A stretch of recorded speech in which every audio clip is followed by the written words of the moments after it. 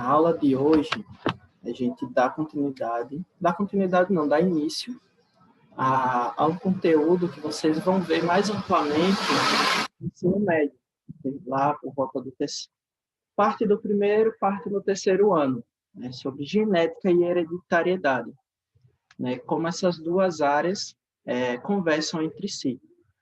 E aí, dentro desse conteúdo, vamos falar um pouco sobre as noções, né, da reprodução, da formação de um novo indivíduo, e como essas características são passadas, né, para a prole, para os seus descendentes.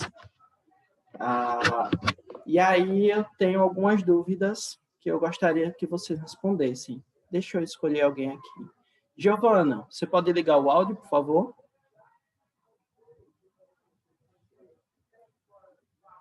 Giovana? Você foi a sorteada. Vamos lá. Giovana, deixa eu passar aqui. Um questionamento para você. Se uma mulher alta tem um filho com um homem baixo, qual vai ser a altura dessa criança? Tem como?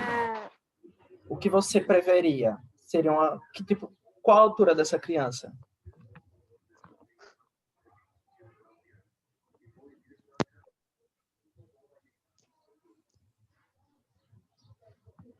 Giovana?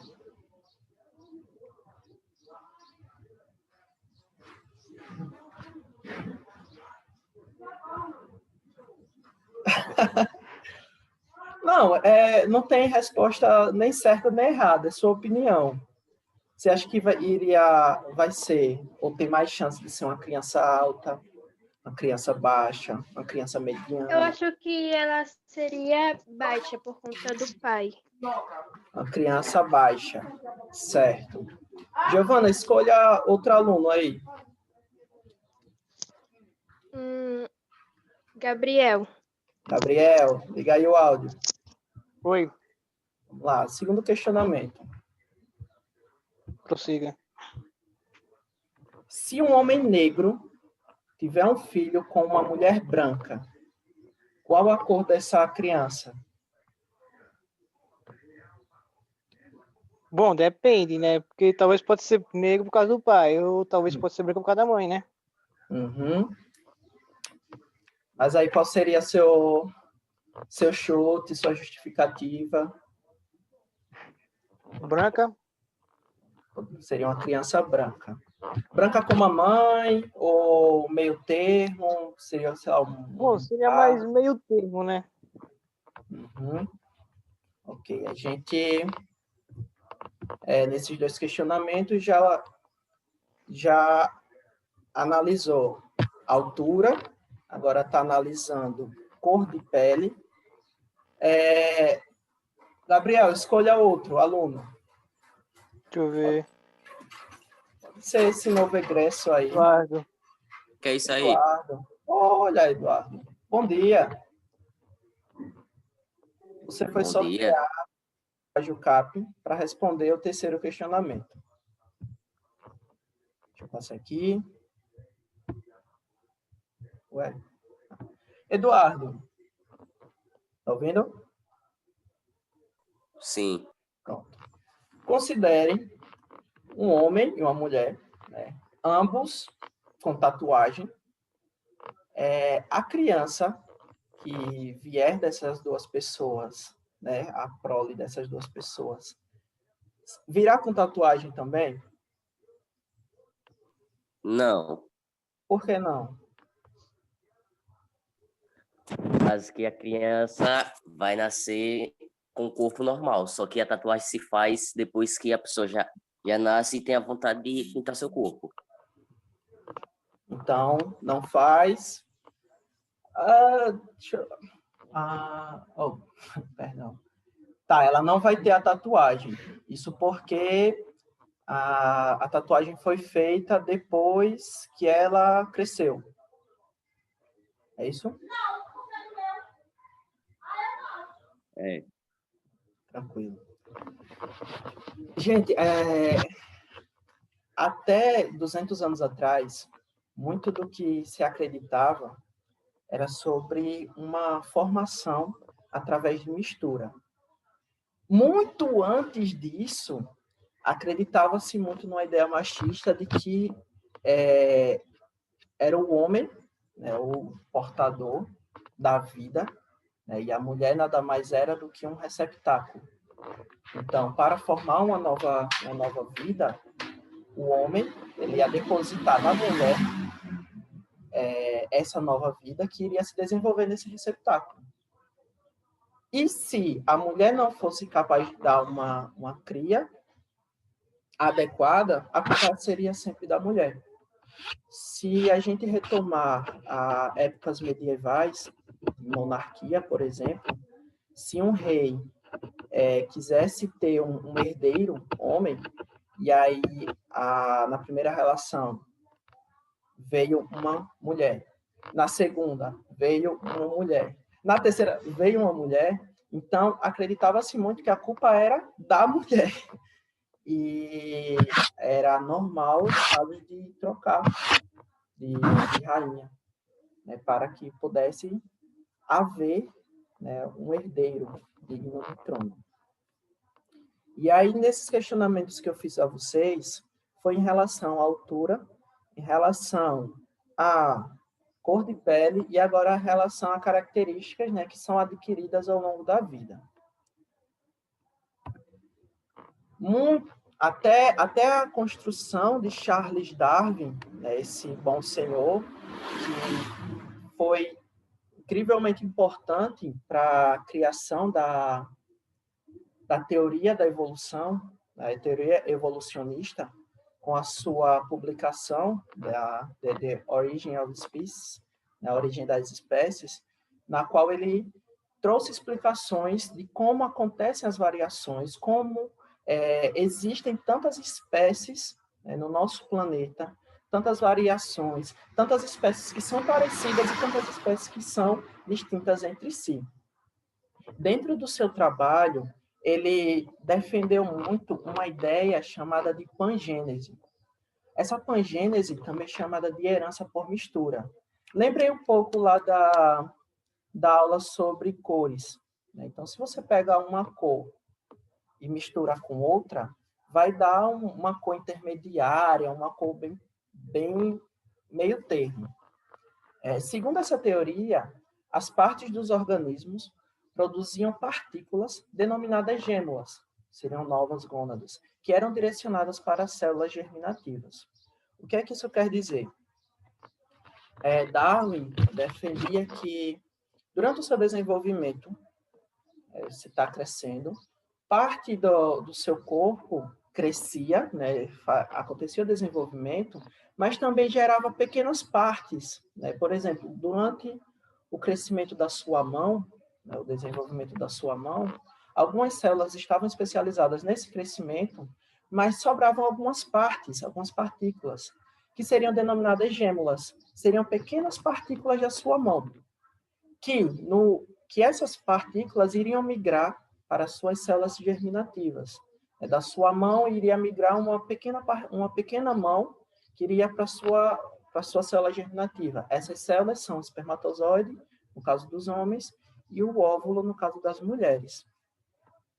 E aí, ia migrar uma cabeça pequena da sua cabeça, um peito pequeno do seu peito, um cotovelo pequeno do seu cotovelo, e todas essas partes iriam migrar para as suas células germinativas e formar um pequeno ser.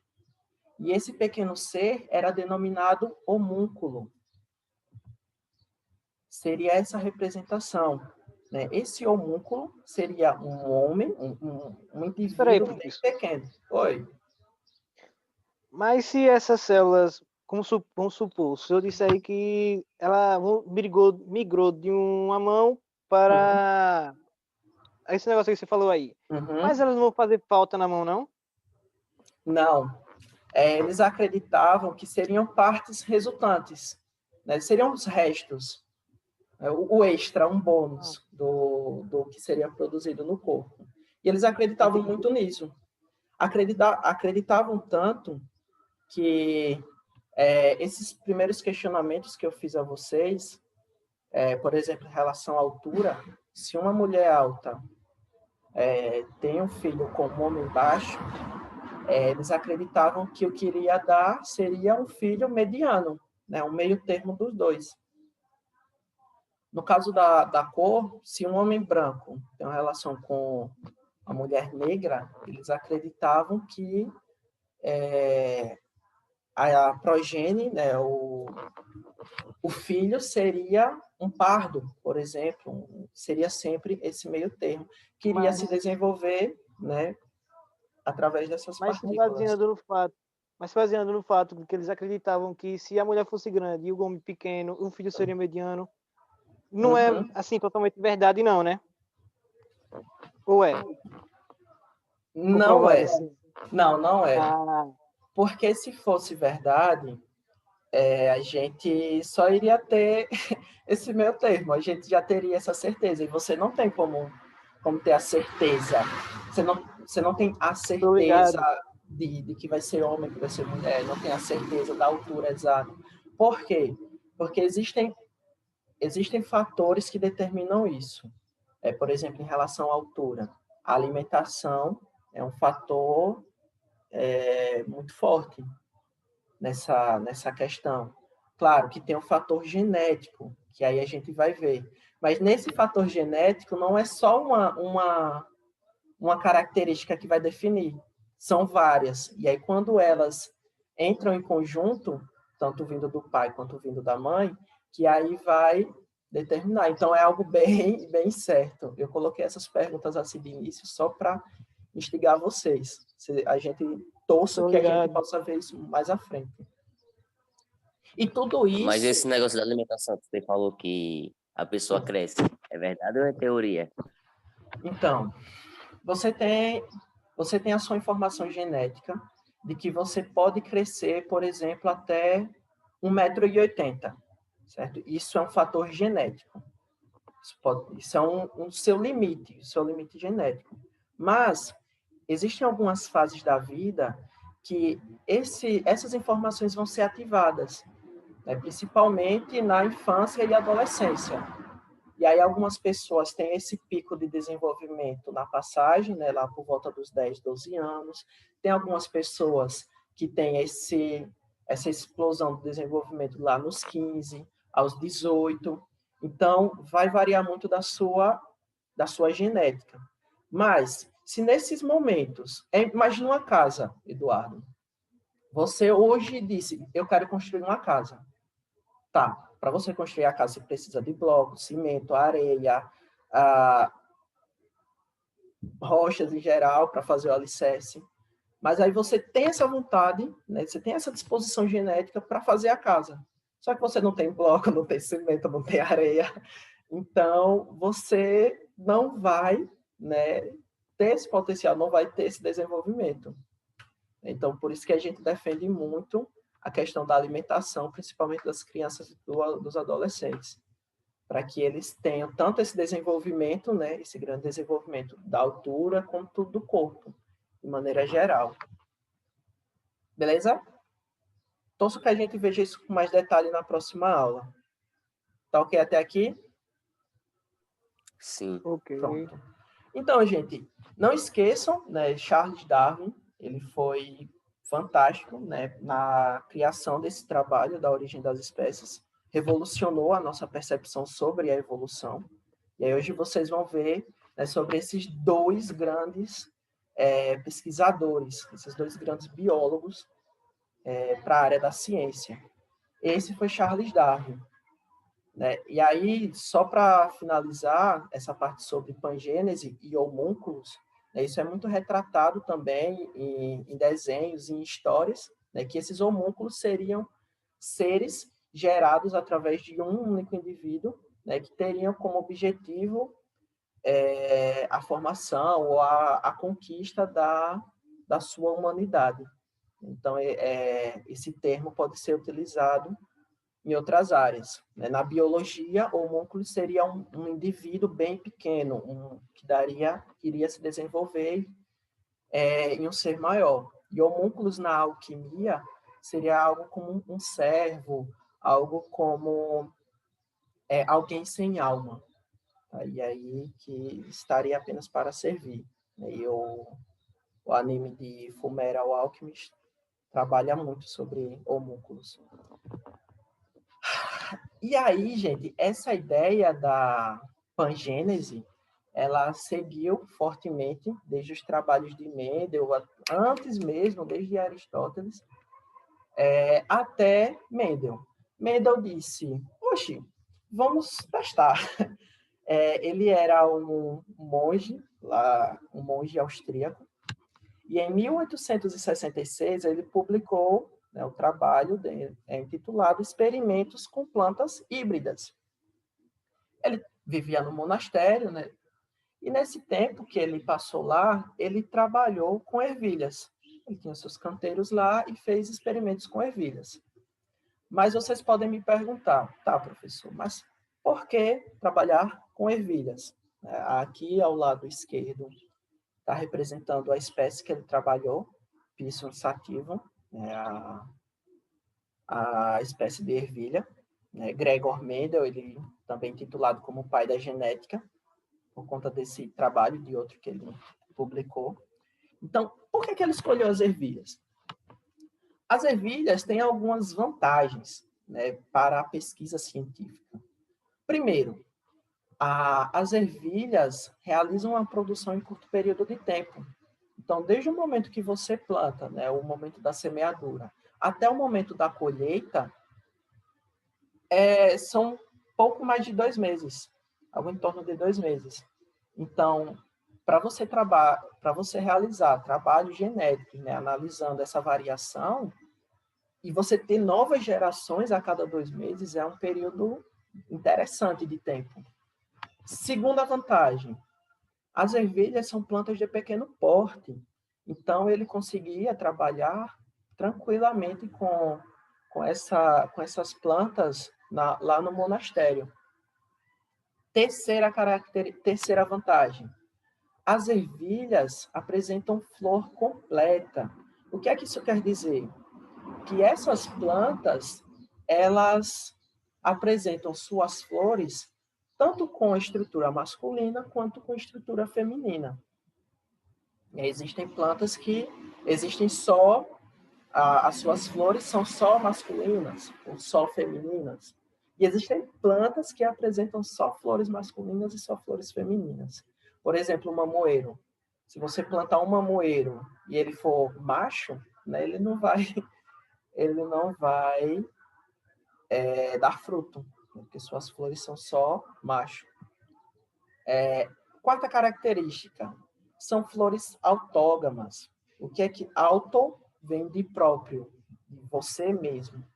Então, são plantas que você pode autofecundá-las. Então, a mesma planta, você pega na mesma flor os esporos da parte masculina e passa na parte feminina, no gineceu. E aí ela se autofecunda, a flor se autofecunda. Qual a vantagem disso? A vantagem é que ele pôde desenvolver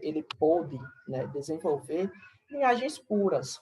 Então, se eu pego uma planta que ela tem a flor branca, e eu só fizer reproduções entre elas, então minhas gerações seguintes vão ser brancas, vão dar linhagens brancas, brancas, brancas. Chega um momento que todas as sementes que eu plantar, elas vão dar plantas brancas, com flores brancas. É isso em relação a essa característica. Outra vantagem, se eu tenho uma planta só de ervilha, e ela vai me dar vários descendentes. E quando eu estou falando descendentes de plantas, eu estou me referindo às sementes, tá? Então, uma planta só de ervilha pode me dar 20 a 50 novos descendentes. Então, para estudos genéticos, foi extremamente interessante. Tiveram algumas outras vantagens também, mas vamos nos atentar a isso. Então, com essas características, Gregor Mendel desenvolveu seus estudos com as plantas cultivadas. E aí o que Mendel observou? Ele ele percebeu muita coisa. Mas o que diferenciou ele dos demais estudos? Ele tinha muita informação, mas ele parou e disse, eu vou analisar uma coisa de cada vez. Então, ele pegou as plantas e analisou só a posição das flores. Se era axial, ou seja, nas laterais, ou era terminal. Ele analisou a questão da cor. As flores das ervilhas são brancas ou são púrpuras? Analisou a altura, né? Plantas altas com plantas baixas. Textura, é liso e rugoso. Cor, as ervilhas eram verdes ou eram amarelas. A forma em questão da forma e da cor das vagens, né? Inflada, comprida, verde ou amarela. Então, ele pegou e foi analisando cada uma dessas coisas. Eu vou pegar apenas uma das coisas que ele observou, a questão da cor. Ele pegou linhagens de plantas, de ervilhas, que davam amarelo, ou sementes amarelas, que davam sementes verdes. E fez com que acontecessem linhagens puras, ou seja, pegou as plantas amarelas, né, e aí fez a autofecundação das plantas amarelas. Fez a autofecundação. Aí davam outras plantas, davam outros descendentes, plantava esses outros descendentes. Quando eles se desenvolviam, davam a flor, autofecundava eles novamente. E fazia esses processos.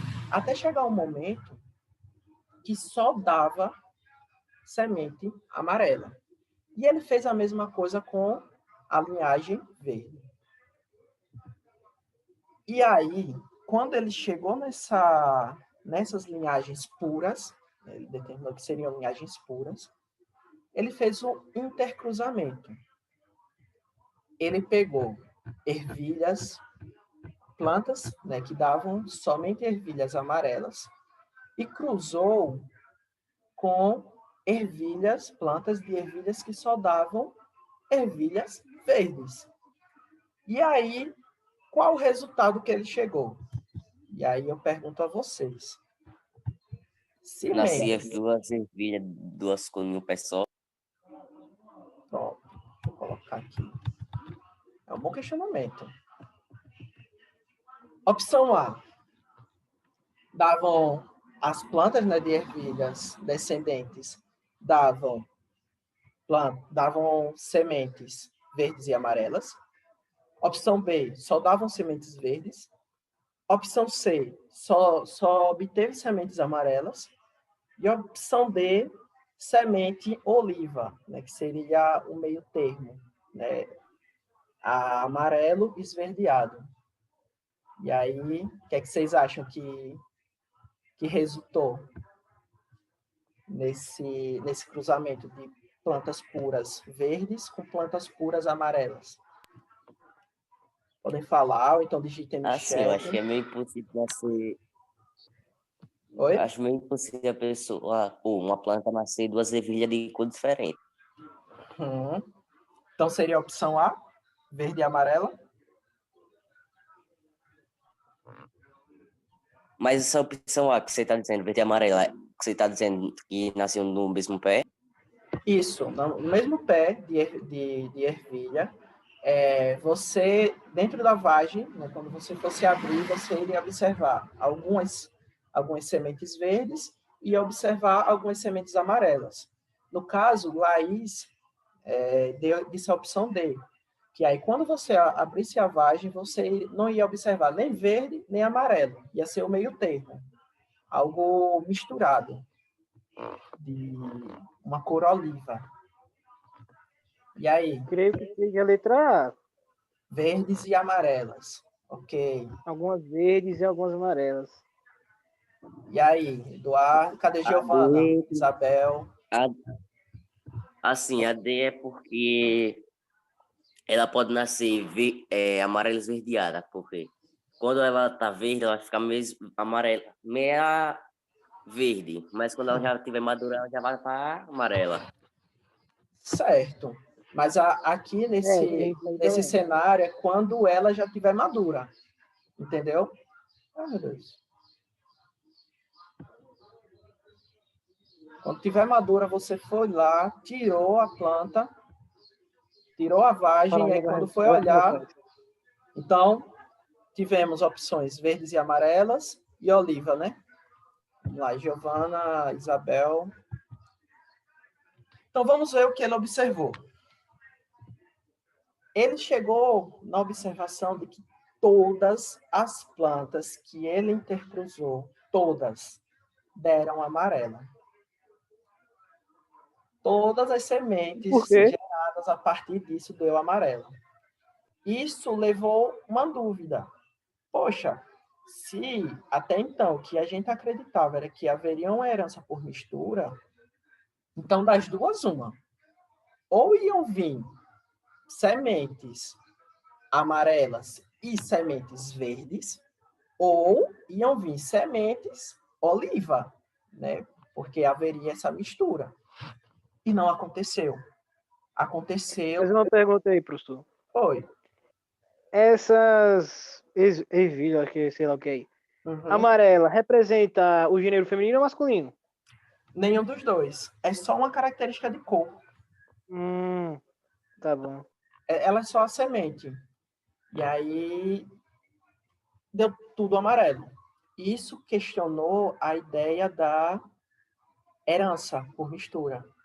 Não satisfeito, ele pegou essa geração toda amarela, essa F1, né, a gente chama de F1, de filial, e fecundou novamente. Depois desse questionamento, ele pegou essas plantas só amarelas, essas sementes só amarelas, e fecundou novamente. E ele observou esse padrão. No primeiro momento, ele fecundou linhagem pura de amarelo com linhagem pura de verde. E ele observou que todos os seus descendentes foram amarelos. Não satisfeito, ele pegou essas linhagens amarelas, né, esses descendentes amarelos, e cruzou entre si, né, realizou novamente a autofecundação. E aí ele chegou em outro questionamento. Não deu mais uma linhagem toda amarela. Deu um padrão de a cada 3 ou a cada 4. O professor, Oi. tem Pode como dizer. se repetir aí que eu tive que dar aqui uma saída, aí eu não vi. Pronto. No primeiro momento, o Mendel, ele cruzou uma linhagem de plantas puras, amarelas, com plantas puras, verdes. E aí, o resultado desse cruzamento foram todas as ervilhas originadas desse cruzamento foram amarelas. Não satisfeito, ele pegou essa linhagem de híbridos, né, e cruzou, né, realizou novamente outra fecundação. E aí surgiu outra dúvida. De todas as sementes originadas dessa fecundação, a cada quatro sementes, 3 eram amarelas e uma era verde. Gente, isso aqui é proporção, tá? Então, aqui está, por exemplo, aqui está 4, nessa proporção de 3 para 1. Mas não quer dizer que o resultado de uma fecundação deu só essas 4, não, viu? Lembrem, a planta da ervilha, ela dá muitas. Mas essa proporção de 3 para 1 era constante. Ou seja, se você teve 20 sementes de ervilha, 15 eram amarelas e 5 eram verdes. E aí, novamente, se você pegasse e fizesse a fecundação de cada uma delas, você ia ter essa proporção, essa variação. Com esses resultados, ele observou, ele concluiu os seguintes postulados. ele concluiu que as características dos organismos são determinadas por fatores. Esses fatores são denominados genes, né? Que até antes os pesquisadores eles especulavam, mas, né, são fatores inertes, que vêm do pai ou da mãe, ou que só vêm do pai e a mãe é só um receptáculo, ou então, né, existem os homúnculos, né, que vão se desenvolver, né, aí dentro do conceito da epigênese. E Mendel disse, não, esses fatores são chamados de genes, e são eles que vão determinar essas características nos organismos. Segunda conclusão, ele disse que os indivíduos possuem pares de fatores, condicionando cada um dos seus caracteres em cada célula somática. Ou seja, esses pares, de onde vêm esses pares? Ele quis dizer que para determinar uma informação, é necessário que venha uma parte do pai e uma parte da mãe. E quando essas duas informações estão juntas, é que vai determinar, né, a sua característica. No caso de Mendel, foi a questão da cor, né, que a gente visualizou aqui, mas ele analisou também os outros fatores. E, por fim, ele determinou que os gametas contêm apenas um membro de cada par. O que é que isso quer dizer? Por exemplo, nossa espécie, a espécie humana, tem 46 cromossomos. Né? Isso é 2M em cada célula. Isso quer dizer que o par de fatores na espécie humana é igual a 46 cromossomos. Mas os gametas, ou seja, os espermatozoides e os óvulos, só tem a metade. Então, só tem 23. E aí, quando os 23 cromossomos do pai juntam-se com os 23 cromossomos da mãe, aí 23 com 23 dá novamente os 46 cromossomos que constituem a espécie humana. E aí eu vou exemplificar como ele chegou nessa conclusão através das ervilhas. Ele disse que essa informação é determinada por um par de fator, certo? Então, o par de fator que constitui amarelo, por exemplo, Eduardo, diga aí uma letra.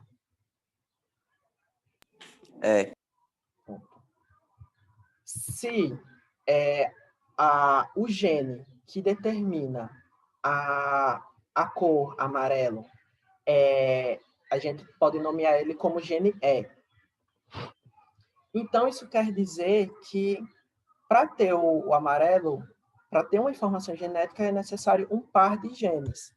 Então, vai ser E. A gente geralmente utiliza assim, para critério didático. Não é amarelo, a gente utiliza a de amarelo. E se for para verde, V, de verde. Né? Mas aí pode ser qualquer cor ou qualquer letra. Então, vamos fazer aqui um cruzamento. Ele pegou plantas que eram amarelas e cruzou com plantas que eram verdes. Lembrando que os gametas eles só têm a metade do material genético. Então, se você tem um gene que é AA, então só vai poder estar nesse gameta um desses dois A. Então, aqui foi um e aqui foi outro. Quando você juntou... deixa eu colocar aqui Azinho. Eita, eu tenho menos de 1 minuto para encerrar isso aqui. Gente, eu vou encerrar e mando o link para vocês, rapidinho. Novamente.